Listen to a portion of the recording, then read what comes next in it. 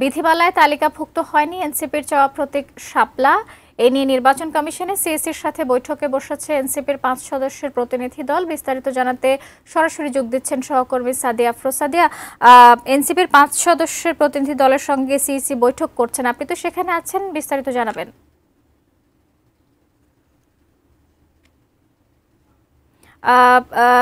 দর্শক, আমরা জানাচ্ছিলাম যে বিধিমালায় তালিকাভুক্ত হয়নি।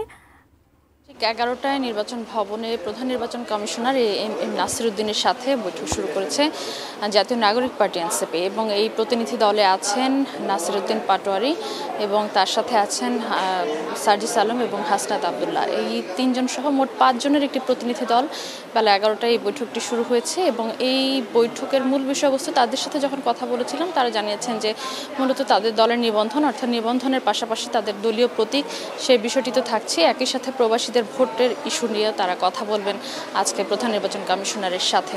এসি কেনার কথা ভাবছেন? ভিশন দিচ্ছে যে কোনো এসিতে 15% নিশ্চিত ছাড়। এছাড়াও থাকছে মানি ব্যাক গ্যারান্টি নিশ্চয়তা।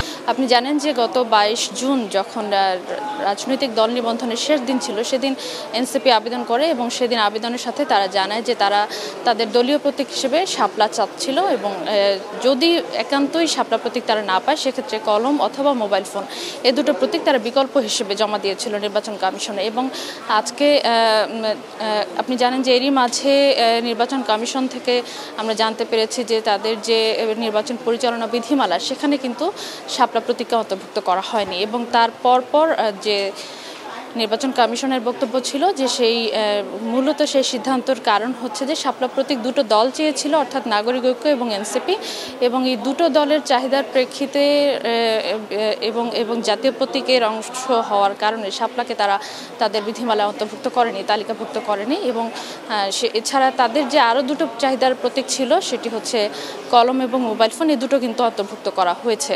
এবং এই বিধিমালার সংশোধনীটা এরই মধ্যে কিন্তু আইন মন্ত্রণালয়ে পাঠানোর জন্য উদ্যোগ নিয়েছে নির্বাচন কমিশন, যদিও এখনও পাঠানি, হয়তো বা খুব দ্রুতই সেটা আইন মন্ত্রণালয়ে ভেটিংয়ের জন্য পাঠানো হবে। আজকে নির্বাচন কমিশনের সেই বিষয়গুলো, তাদের দলীয় প্রতীকের বিষয়টি নিশ্চয়ই আলোচনা হবে, এবং একই সাথে তাদের দলীয় নিবন্ধন সহ প্রবাসীদের ভোটের আপডেট সম্পর্কে তারা নিশ্চয়ই জানতে চাইবে। তো সব মিলে তারা নিশ্চয়ই তাদের বৈঠকের পরে কথা বলবে গণমাধ্যম কর্মীদের সাথে, সেখান থেকে আমরা তাদের কাছ থেকে স্পষ্টভাবেই জানতে পারবো।